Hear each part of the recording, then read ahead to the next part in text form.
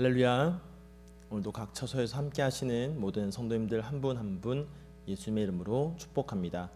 오늘 우리가 함께 묵상할 말씀은 이사야 50장 4절부터 9절의 말씀입니다. 주 여호와께서 학자들의 혀를 내게 주사 나로 공고한 자를 말로 어떻게 도와줄 줄을 알게 하시고 아침마다 깨우치시되 나의 귀를 깨우치사 학자들 같이 알아듣게 하시도다. 주 여호와께서 나의 귀를 여셨으므로 내가 거역하지도 아니하며 뒤로 물러가지도 아니하며 나를 때리는 자들에게 내 등을 맡기며 나의 수염을 뽑는 자들에게 나의 뺨을 맡기며 모욕과 침뱉음을 당하여도 내 얼굴을 가리지 아니하였느니라. 주 여호와께서 나를 도우심으로 내가 부끄러워하지 아니하고 내 얼굴을 부싯돌같이 굳게 하였으므로 내가 수치를 당하지 아니할 줄 아노라. 나를 의롭다 하시는 이가 가까이 계시니 나와 다툴 자가 누구냐? 나와 함께 설지어다. 나의 대적이 누구냐? 내게 가까이 나아올지어다. 보라, 주 여호와께서 나를 도우시리니 나를 정죄할 자 누구냐? 보라, 그들은 다 옷과 같이 헤어지며 좀이 그들을 먹으리라. 아멘. 말씀을 위해서 함께 기도하겠습니다. 사랑의 주님, 참으로 감사합니다. 오늘도 우리가 주님과 함께 이 하루를 시작하고 또 함께 동행하며 살아가게 하심에 감사를 드립니다. 우리가 주님과 함께 이 길을 걸어갈 때에 주님의 말씀에 귀를 기울이며 그 말씀이 우리를 어떻게 인도하는지 함께 바라보게 하여 주시고 그 말씀이 우리의 삶을 온전히 이루게 하여 주시옵소서. 감사드리며 예수님의 이름으로 기도드립니다. 아멘. 학생 시절에 사회 시간에 배웠던 내용 가운데 역할 갈등이라는 것이 있습니다. 이것을 이해하기 위해서는 지위라는 것부터 알아야 하는데요. 이 사회 속에서 살아가는 우리 모두는 누구나 사회적인 지위를 가집니다. 근데 이 지위라는 것이 한 가지가 아니라 여러 가지의 지위를 가질 수가 있습니다.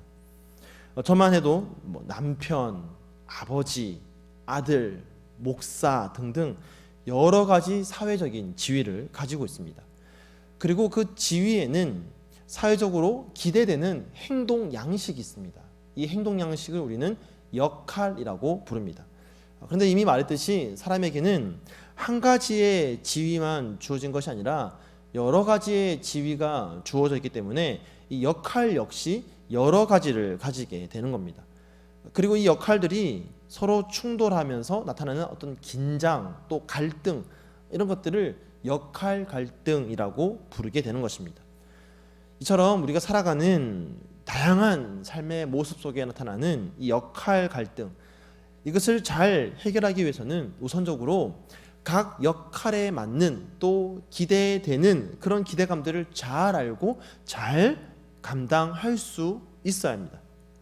또한 무엇보다 이 여러 가지 역할 가운데에 무엇이 더 우선되는지를 잘 알아야 됩니다. 이 우선순위를 잘 지킬 때에 이 역할 갈등을 또 잘 이겨낼 수가 있는 것입니다. 오늘 우리가 읽은 본문에서도 이와 같이 서로 다른 방향으로 맞닿아 있는 이 두 가지의 역할이 나옵니다. 우선 오늘 본문을 보면 오늘 본문은 이 세 번째 종의 노래입니다. 우리가 지난 화요일에 보았던 이 두 번째 종의 노래, 그 종의 노래는 하나님께서 이 종에게 맡기신 사명이 무엇인지 그 사명에 포커스를 맞추고 있었다면, 오늘 이 세 번째 종의 노래는 이 종이 그 사명을 감당해 나갈 때에 마주하게 되는 원수의 공격, 이 공격을 어떻게 잘 대처할 수 있는지 여기에 포커스를 맞추고 있습니다. 자, 그래서 후반부인 6절을 보면 나를 때리는 자들에게 내 등을 맡기며 나의 수염을 뽑는 자들에게 나의 뺨을 맡기며 모욕과 침뱉음을 당하여도 내 얼굴을 가리지 아니하였느니라고 하고 있습니다. 종이 자신의 사명을 수행해 나가는 과정 속에서 만나게 되는 적들의 공격을 지금 어떻게 이기고 있습니까? 그 모든 공격, 또 그 공격을 통한 아픔들을 그대로 받아들이고 당당하게 나아가고 있는 모습을 볼 수가 있습니다. 이런 모습은 예수 그리스도의 사역 속에서 우리가 그대로 발견하게 됩니다. 사람들의 멸시와 천대와 조롱 속에서도 예수님은 그 모든 아픔을 그대로 받아들이시고 오히려 당당하게 십자가를 지셨습니다. 어떻게 이렇게 하실 수가 있었습니까? 4절에 보면요, 이 종이 감당하는 두 가지의 역할이 나옵니다. 함께 보겠습니다. 자, 4절에 보면 주 여호와께서 학자들의 혀를 내게 주사 나로 공고한 자를 말로 어떻게 도와줄 줄을 알게 하시고 아침마다 깨우치시되 나의 귀를 깨우치사 학자들 같이 알아듣게 하시도다. 아멘. 자, 우선 종에게 학자들의 혀를 주었다고 하고 있습니다. 자, 그리고 하반절에 가면 학자들 같이 알아듣게 하셨다고 또 말하고 있습니다. 자, 앞에 나오는 학자들의 혀는 이 종과 백성 사이의 관계를 말하고 있습니다. 그 백성과의 관계 속에서 주어지는 종의 역할입니다. 백성들에게 종은 가르치는 자의 입장에 서게 됩니다. 그래서 이 여호와의 종은 백성들에게 하나님의 말씀을 선포하고 또 피곤하고 지친 사람들에게 힘을 주는 그런 사명을 감당하고 있는 것입니다. 자, 그런가 하면 뒤에 나오는 학자들 같이 알아듣게 하시는도다 라고 할 때 여기서의 학자는 종과 하나님과의 관계 속에서의 역할을 말하고 있습니다. 자, 그런데 여기서 우리가 오해하지 말아야 될 것은 앞에 나오는 학자와 뒤에 나오는 학자를 같이 봐서는 안 된다라는 것입니다. 여기서 학자라고 쓰여져 있는 이 히브리어 단어는 림무딤이라는 단어인데요, 이 단어의 뜻은 가르치다 또 가르침을 받다라는 의미입니다. 그래서 전반부에 나오는 이 학자들의 혀에서는 백성들을 향해 가르치는 자의 모습으로서의 학자이기 때문에 학자라고 번역하는 것이 자연스럽습니다. 그런데 뒤에 나오는 이 림무딤은 하나님과의 관계에서 이해를 해야 되기 때문에 가르치다가 아니라 가르침을 받다로 생각해야 하는 것입니다. 그래서 이와 같은 뜻으로 쓰일 때는 학자라고 하기보다는 제자라고 번역하는 것이 훨씬 더 자연스럽습니다. 그래서 이사야 8장 16절에서도 똑같은 단어를 제자들이라고 번역하고 있는 것입니다.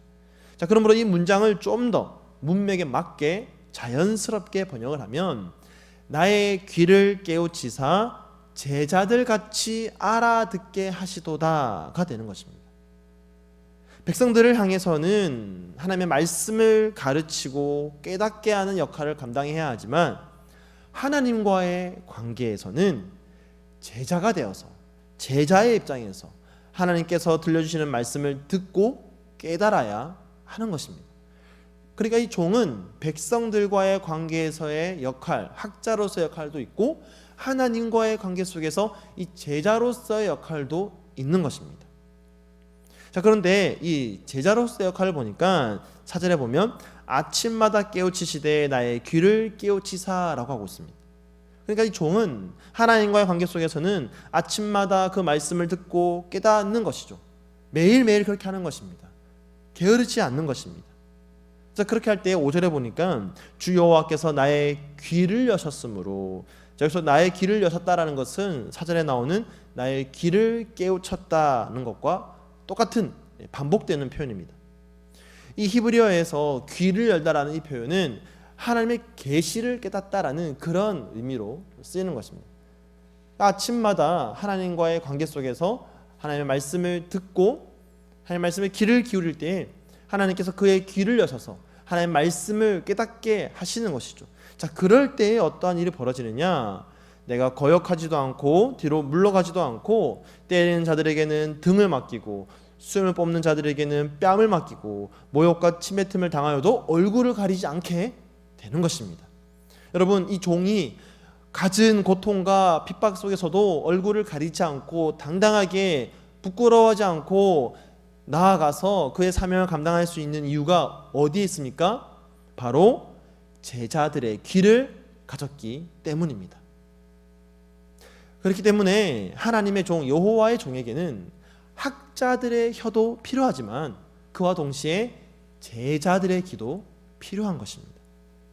여호와의 종이 그 사명을 감당하기 위해서는 학자들의 혀만 있어서는 안 되는 것입니다. 제자들의 기도 함께 가지고 있어야 하는 것입니다. 물론 학자들의 혀를 가지고 있으면 백성들을 잘 가르칠 수 있습니다. 백성들을 잘 위로할 수가 있습니다. 사역적으로는 큰 성과를 낼 수가 있습니다. 하지만 이 제자들의 기가 없으면 원수들의 공격에 쉽게 무너지고 마는 것입니다. 그래서 그 사명을 오랫동안 감당하지 못합니다. 사랑하는 성도 여러분, 우리가 복음을 전하고 말씀을 가르치고 사역을 잘 하기 위해서는 그 사역에 맞는 은사를 받는 것도 너무나 중요하지만 동시에 매일 하나님의 말씀에 귀를 기울이면서 그 말씀을 깨닫는 것도 너무나 중요한 것입니다. 학자들의 혀를 가지고 있어서 일을 잘하고 드러나는 모습이 뛰어나 보여도 제자들의 기가 없는 사람은 쉽게 무너지고 마는 것입니다. 목사님도 마찬가지죠. 아무리 제가 앞에 보이는 모습이 잘하는 것처럼 보이고 설교를 또 성경을 가르치는 것을 잘한다 할지라도 매일 아침 하나님 말씀에 귀를 기울이지 않으면, 제자들의 길을 먼저 가지고 있지 않으면 제가 먼저 무너지고 마는 것입니다. 사랑하는 성도 여러분, 오늘 여러분에게는 학자들의 혀와 제자들의 귀가 있습니까? 하나만 있습니까? 아니면 둘 다 있으십니까? 사람들 앞에서 뿐만 아니라 하나님 앞에서의 역할 또한 정말 성실하게 잘 지켜나갈 수 있는 그런 저와 여러분 되기를 간절히 축복합니다.